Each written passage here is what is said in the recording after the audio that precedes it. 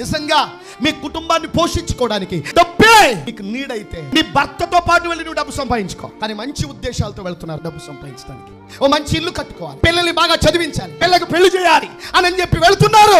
అక్కడ మీకు తెలియకుండానే మీరు చిక్కుల్లో పడుతున్నారు చాలా మంది. ఇక్కడ ఉన్నప్పుడు మీరు అసహించుకున్న రోత జీవితం ఎట్లా మీ జీవితంలోనికి వస్తుంది?